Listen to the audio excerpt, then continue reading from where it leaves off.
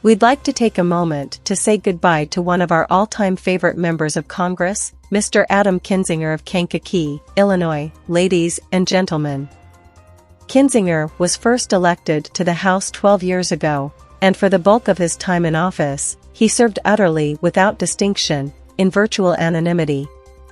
A few of his constituents had heard of him, but none expressed interest in learning more. Then in 2018 came the transformation. That was the year that Adam Kinzinger turned 40 and things began to change inside of him.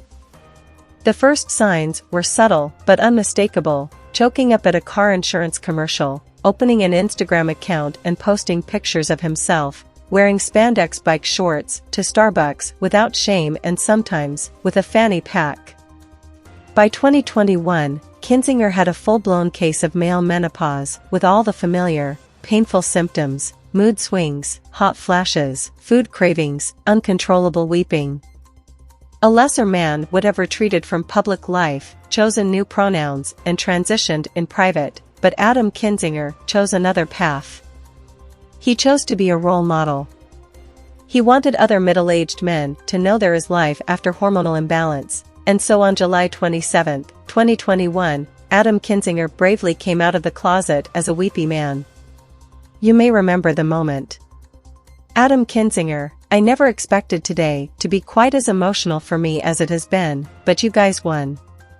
You guys held. You know, democracies are not defined by our bad days. Imagine the courage that took. Yes, I am emotionally incontinent. Yes, I am utterly irrational. No, I will not be silent. In Washington, Kinzinger's performance was considered deeply inspirational. Here's a man who has no control of himself at all, so we'd better put him in charge of important things. Kinzinger quickly became regarded as an essential voice on foreign policy. When the world hangs in the balance, you want a guy who cries a lot.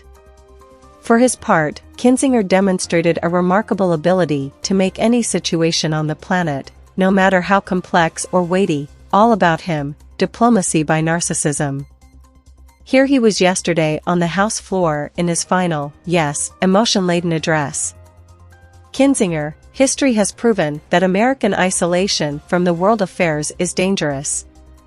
Over the years, I've been privileged to lead the effort on supporting American leadership in a world drowning in faux strongmen, advocating for the rights of Syrian men, women, and children to live without fear of Assad's death squads shouldn't be political.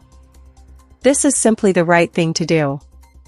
Advocating for stronger American assistance in Ukraine to counter Putin's illegal invasion shouldn't be political. That's just the right thing to do. Yeah, it's just the right thing to do. See, the world actually isn't complicated. In fact, the world is simple.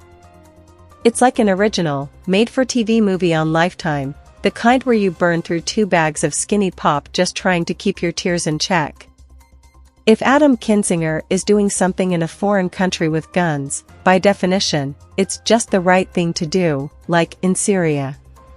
Kinzinger's often expressed concern for Syria's men, women, and children is what matters, and because that concern matters so much, Kinzinger has pushed hard to continue the neocon proxy war in Syria. Results? Syria now has no economy left and there's a massive cholera outbreak in progress. Men, women, and children are dying in huge numbers because it's just the right thing to do. Same in Ukraine. Kinzinger made that clear the other day when he responded personally to a Twitter account called Cattered, because when you're one of Washington's leading authorities on foreign policy, you spend a lot of time on Twitter reading accounts with names like Cattered.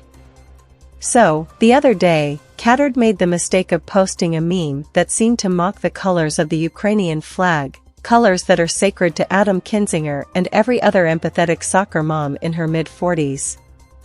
You can imagine how offensive that was. It was like telling an off-color joke about Meghan Markle. It could not stand, and so alone and battling debilitating hot flashes in this kitchen, fighting the urge to open yet another bag of Chips Ahoy, Adam Kinzinger fought back. Literal evil, he wrote in a late-night response to Cattered. If I met you in person, it would not end well, for you. Sicko. Whoa, here, that, cattered? It will not end well for you. It's not a pillow fight Adam Kinzinger is talking about. That's a full-on slap fight with hair pulling. This is real. You'd better apologize. Our heart goes out to Cattered tonight, who is probably cowering in a litter box somewhere, waiting for Adam Kinzinger to show up with sharpened nails. Mock the Ukrainian flag, get scratched. Those are the rules, Cattered. It's a tough town. Meow. Speaking of how it will all end, how's it going to end for Adam Kinzinger? Well, we suspect it will end like it began, in anonymity. In just weeks, Adam Kinzinger will be another CNN contributor. No one will ever see him again, but we will never forget him.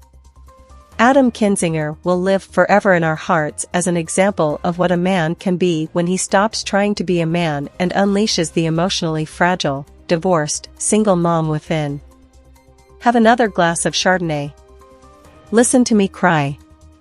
Yes, Ms. Kinzinger, we will. So, here it is one last time. Kinzinger, I never expected today to be quite as emotional for me as it has been, but you guys won. You guys held. You know, democracies are not defined by our bad days. Thank you for watching. Smash that like button, leave a comment if you enjoyed watching, and share the video on your social media. Please follow and subscribe to News USA Today, and hit that notification icon.